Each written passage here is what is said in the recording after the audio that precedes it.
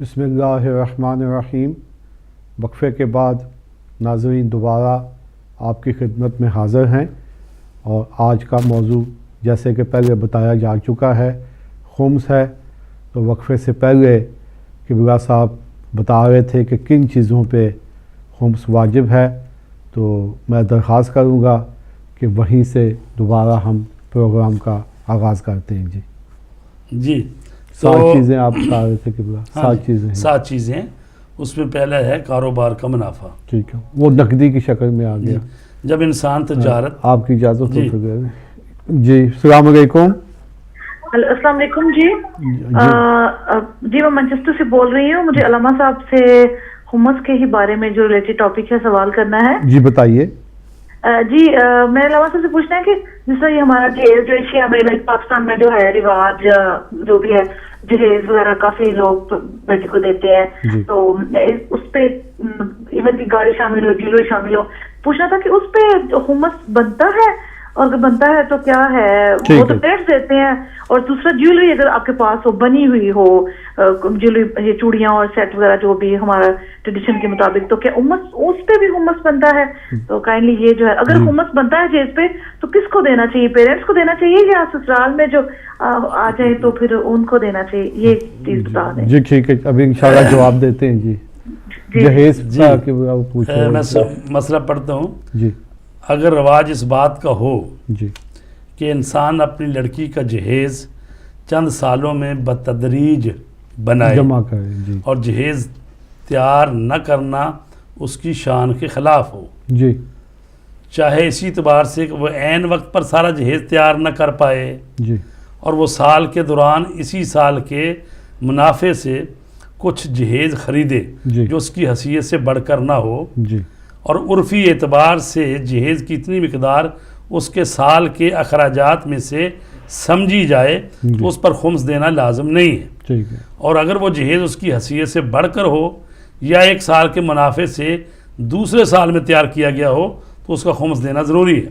ٹھیک، تو فتویٰ یہ ہے کہ جہیز کا جو عموماً رواج ایسا ہی ہوتا ہے، ہر سال بسال کچھ نہ کچھ خریدتے رہتے ہیں، کہ بعض دفعہ 5-5 7 سال لگ جاتے ہیں بچیوں کا جہیز، تو اس میں خمس نہیں ہے۔ وہ کہا گیا ہے کہ وہ سال کے خرچے میں حساب ہو جائے گا، بشرطے کہ اس کی شایان شان ہو۔ یہ نہیں ہے کہ آدمی جو ہے مثلاً کلرک ہو تو اس کے لیے اب جہیز جو ہے وہ 100 تو ہو گئے، 100 نہ اکٹھا کر لیا، وہ نہ ہو، وہ ظاہر ہے وہ ہوگا بھی نہیں، حلال طریقے سے تو ہوتا بھی نہیں ہے۔ اس کا مطلب کہ جس خاتون کو یہ دیا جاتا ہے تو وہ پاک ہے، ملکیت ہے، ملکیت ہے وہ۔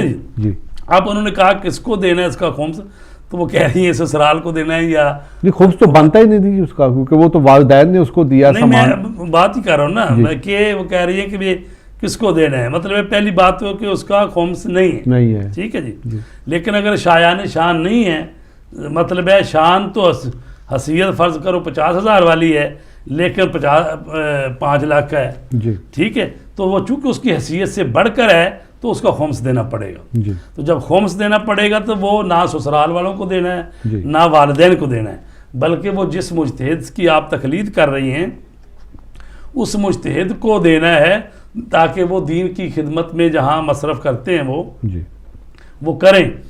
سہم امام تو ان کو دینا ہوتا ہے، سہم سادات بھی انہی کو دینا ہوتا ہے، مگر یہ کہ ان کا فتویٰ ہو کہ بھی سہم سادات خود آپ دیکھیں، اگر آپ کے محلے گلی میں یا عزیز قریب یا خود آپ سید ہیں خمس دینے والے، تو آپ کے جو سادات قریبی ہیں ان کو سہم سادات دے دیا جائے۔ بالکل ٹھیک ہے جی ہاں۔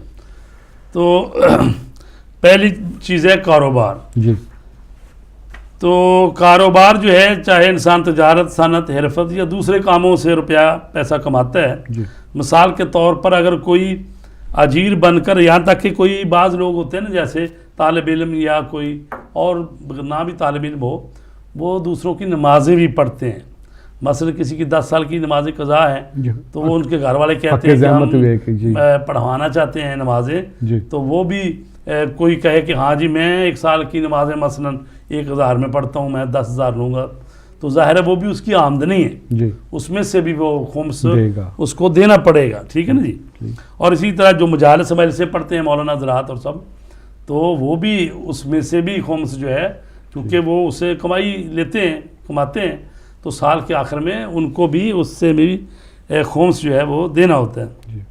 کیونکہ لاہور میں ہمارے ایک بہت محترم شیخ صاحب تھے، تو بہت بڑی کاروباری شخصیت تھے وہ. جی.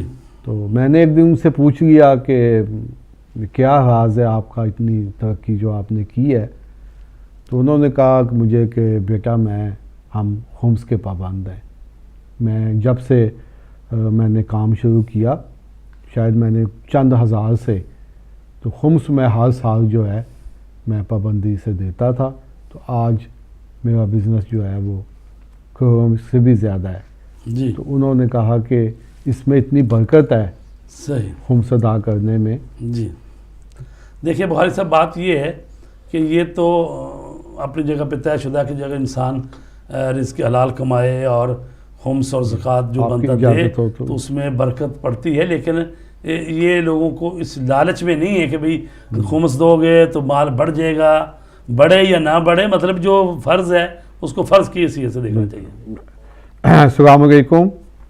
ہلو السلام علیکم جی. مجھے دوبارہ زحمت دینی پڑی ہے آپ کو، جی جب بھی میں نے کال کی تھی. جی وہ جو بات علامہ صاحب نے کی ہے وہ بالکل صحیح ہے کہ میرے پیرنٹس نے اپنی حیثیت کے مطابق ہی جہیز جو ہے وہ ان کی انکم ہے زمیندار لائک جس طرح ہے کہ وہ دے سکیں، اس میں مسئلہ نہیں ہے. اور لیا بھی انہوں نے ایک دم سے جو بھی شاپنگ جو بھی طریقہ ہوتا ہے پاکستان میں، تو جی وہ تو میرا مسئلہ حل ہو گیا. اب میں یہ کہ میرے پاس جو زیور ہے وہ میکنگ صورت میں ہے، اس پہ زکوٰۃ وغیرہ کچھ مجھے وہ 30-35 تولے تک ہے، تو وہ مجھے اس پہ اگر زکوٰۃ بنتی ہے مجھے وہ بتا دیں. اور سیکنڈلی ایک اور سوال لمبا ہو گیا، تو میرے ہسبینڈ جو یہاں پہ کرتے ہیں یہ کیب جو ٹیکسی کی جو یہاں پہ جاب کرتے ہیں، تو کیا وہ بھی وہ ان کی جو ارننگ ہے یا جو بھی ہے ایکسپینسز بھی کر میں بھیجتے اپنے پیرنٹس کو باقی فیملی کو جہاں بھی حج کرتے ہیں، تو لائک اس پہ بھی ہمت بنتا ہے. یہ تھوڑا علامہ صاحب میرا سوال سمجھ ہی گئے ہوں گے، لمبا ہو رہا ہے تو آپ پلیز اس پہ جو ہے مجھے ہمت کا اور میری جویلری پہ زکوٰۃ کا بتا دیں. بہت شکریہ. ایسا ہے کہ جویلری جو ہے جو خواتین کا زیور ہوتا ہے اس پر زکوٰۃ نہیں ہے، کیونکہ زکوٰۃ اس سونے چاندی پر ہے جو سکہ ہے، جو جیسے راج الوقت سکہ ہوتا ہے اس میں ہو تو پھر وہ اس پر زکوٰۃ ہے. تو زیور پر زکوٰۃ نہیں ہے، اور خمس آئے گا اگر وہ شایان شان نہ ہو پھر اس پر خمس آئے گا.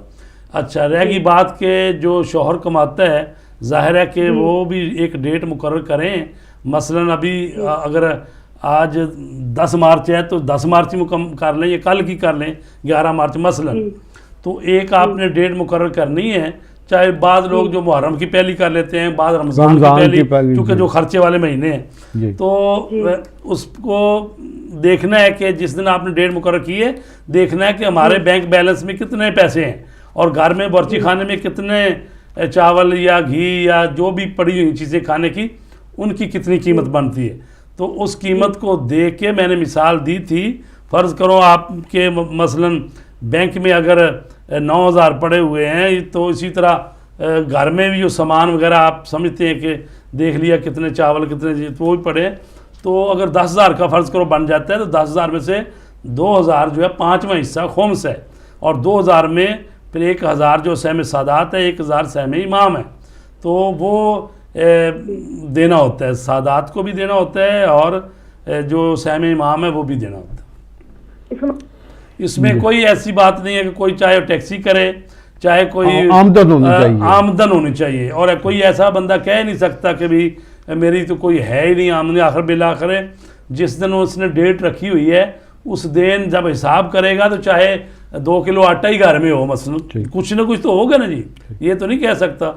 تو ہاں البتہ یہ ہے کہ اس کی زندگی ایسی ہے کہ جو جس کے پاس بالکل بھی بہت ہی کم مقدار میں ہے، تو جتنا بنتا ہے اس کو دینا تو چاہیے. البتہ یہ ہے کہ وہ مستحق ہے خمس لینے کا اگر وہ سید ہے تو، چونکہ سادات جو ہیں جو غریب سادات ہیں، یتیم ہیں، مسکین ہیں، یا اسی طرح ابن سبیل ہیں، تو ان سادات کو خمس دیا جا سکتا ہے، لیکن کتنی مقدار میں؟ کہا گیا ہے کہ 1 سال کے خرچے سے زیادہ نہ دیا جائے. تو یعنی جب دیں خمس بھی دیں کسی سید کو تو ایک دفعہ یہ ہے کہ مثلا سادات کی بچی کی شادی ہو رہی ہے، اس کے جہیز میں دے رہے ہیں پیسے، اس جہیز کے لیے دے سکتے ہیں، یا بچے کے حق مہر میں پیسے دے رہے ہیں، چونکہ ہمارے پاس مثال موجود ہے۔ رسول پاک کے پاس آئے حضرت عباس کے بیٹے، تو انہوں نے کہا جی ہمیں کوئی دے دیں زکوٰۃ اکٹھی کرنے میں، ہمیں ڈیوٹی لگا دیں، نوکری دے دیں تو ہم جائیں، اور آپ نے فرمایا کہ جو ہیں ہاشمی سادات جو ہیں ان کے لیے یہ جائز نہیں ہے زکوٰۃ، تو ایسا کر سکتے ہیں کہ ان کے جو حق مہر ہے اس میں خمس کی رقم سے خرچ کیا جا سکتا ہے۔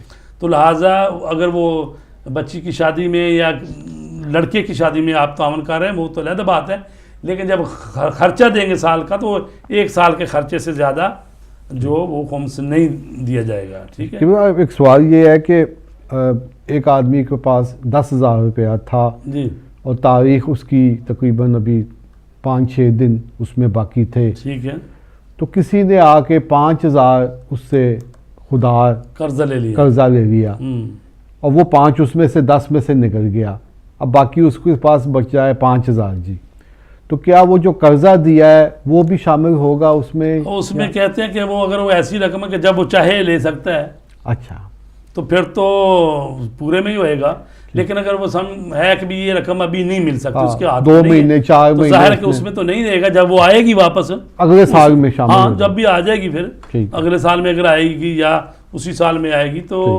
وہ اس وقت جب آئے گی اس وقت نکالے گا۔ اور اگر آپ نے بھی کسی کا قرضہ دینا ہے جی تو اپنی تاریخ آنے سے پہلے آپ اس کو ادا کر دیں۔ جی، آپ نے مثلاً فرض کرو 12 مارچ آپ کی ڈیٹ ہے، آج 10 ہو گئی، 12 مارچ آپ کی ڈیٹ ہے، تو کل کا دن ہے مثلا درمیان میں، جی، تو آپ کے پاس جو پیسے ہیں اس میں سے اگر کسی کو کمیٹی دینی ہے، کسی کو قرضہ دینا ہے، کوئی بل بجلی کا دینا ہے، کوئی پانی کا دینا ہے، جو بل دینے ہیں آپ سب دے لیں، جس کا قرضہ دینا ہے وہ دے لیں، چونکہ کہا گیا ہے سال گزرنے کے بعد جو آپ کے پاس اضافی رقم ہے اس میں سے، تو ظاہر ہے کہ اگر آپ نے کچھ لوگوں کے پیسے دینے ہیں تو پہلے تو قرضے دے لینا آپ، اگر بچ گئے اس میں تو ٹھیک ہے، نہیں بچے تو کوئی بات نہیں، لہٰذا اگر پیسہ کوئی نہیں بچا تو پھر وہی بات آ جائے گی کہ چلو گھر میں ورچی خانے میں کوئی سامان بچا ہوا ہے، تو یہ بات ہے کہ اپنا قرض دے لیں، یا ایسا ہے کہ مثلا 12 مارچ کو تو فرض کرے اس کی ڈیٹ ہے، لیکن اس نے 13 مارچ کو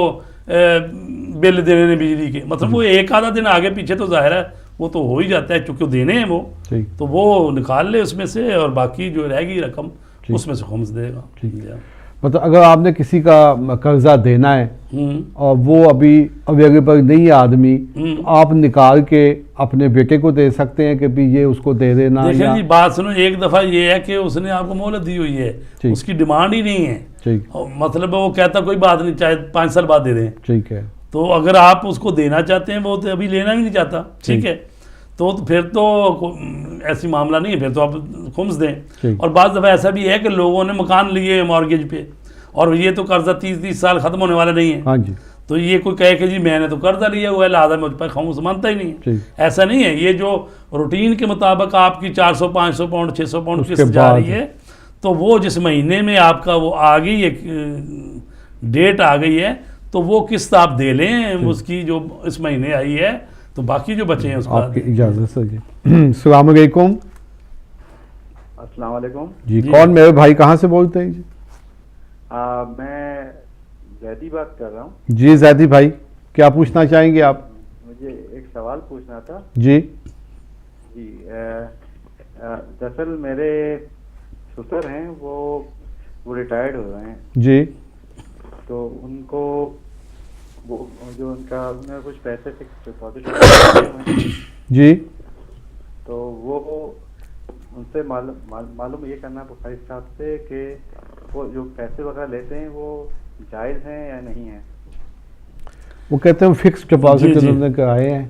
جی ایسا ہے کہ جو فکس کروا دیتے ہیں نا کہ بھئی یہ ہم 5 لاکھ آپ رکھ رہے ہیں بینک میں، آپ ہر مہینے مثلا 3000 4000 جتنا بھی وہ 10000 دیتے ہیں، تو یہ فکس کرنا تو یہ ٹھیک نہیں ہے، یہ تو سودی معاملہ آ جائے گا، لیکن اگر ان کے ساتھ وہ نفع نقصان کی بنیاد پہ ہو جائے کہ قرارداد جب باندھی جائے تو ایسا ہو کہ بھئی یہ بینک کے آپ کے پیسے سے کرے گا کاروبار اور جتنا آئے گا نفع وہ آپ کو دیا جائے گا۔ اگرچہ اس کی ہم نے قسط باندھ دی ہے، مثلا بینک کہے کہ سال کے آخر میں ہم حساب کریں گے آپ کے مثلا 5 لاکھ سے ہم کاروبار کریں گے، ٹھیک ہے، تو ہم آپ کو ایک 10,000 مثلا دیتے جائیں گے ہر مہینے. جب سال کا آخر ہوگا تو انہوں نے وہ 5 لاکھ اور مثلا 50 لاکھ اور وہ سب کاروبار میں لگایا ہے، مثلا 2 کروڑ میں، اور جتنا پرافٹ آیا ہے وہ اب تقسیم کر رہے ہیں، تو آپ کو بھی 10,000 کی بجائے ہو سکتا ہے 11,000 مل جائے، ٹھیک ہے جی، ہو سکتا ہے 9,000 مل جائے، تو وہ سال کے آخر میں وہ ایڈجسٹمنٹ کر لیں گے، پھر تو ٹھیک ہے. لیکن اگر یہ کہا کہ نہیں جی ہمیں بس اتنا چاہیے، آپ نفع ہو آپ کو یا نقصان ہو، وہ سود میں وہ سود ہو جاتا ہے، وہ جائز نہیں ہوتا. کیونکہ جیسے کہ ہمارا جی جی جی تو جو میری بیگم ہیں وہ تعلیم حاصل کری بھی ہے باقاعدہ پاکستان سے، تو وہ وہاں پر جانا نہیں چاہتی ہیں اپنے والدین کے اس سلسلے میں، تو مطلب یعنی کہ وہ مطلب کیا وہ وہاں جا کے رہ سکتی ہیں؟ ان کو کہ بچے کی پیدائش وغیرہ پہ اس سلسلے میں کوئی اثر تو نہیں پڑے گا، اس کے اثرات تو نہیں ہوتے اس قسم کے کوئی کہ نہیں؟ تو آپ کی بیگم جو ہیں ڈلیوری کے لیے پاکستان جانا چاہتی ہے اپنے والدین کے ہاں؟ نہیں وہی بیگم رہتی پاکستان میں ہے، انہوں نے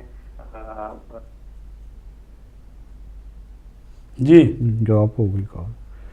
ٹھیک ہے، ہمارا پروگرام جو ہے اپنے جی آخری مراحل میں داخل ہو چکا ہے جی. تو آپ سے درخواست ہے کہ اپنے مخصوص انداز میں دعا فرمائیں تاکہ پروگرام کا اختتام کیا جا سکے. بسم اللہ العظیم العظم العزل جل الاکرم، یا اللہ یا اللہ یا اللہ، یا رحمان یا رحمان یا رحمان، یا مقلب القلوب والابصار، یا مدبر اللیل والنہار، یا محول الحول والاحوال، حول حالنا الى احسن الحال بحق محمد و آلہ الاطہار، اللہم صلی علی محمد و آلہ. ناظرین انشاءاللہ اگلے ہفتے ہم دوبارہ آپ کی خدمت میں حاضر ہوں گے، اور ہدایت ٹی وی کی طرف سے بہت شکر گزار ہیں کہ جناب قبلہ بخاری صاحب تشریف لاتے ہیں اور سوالوں کے جوابات دیتے ہیں. تو اگلے ہفتے تک قیصر بخاری آپ سے اجازت چاہتا ہے. خدا حافظ.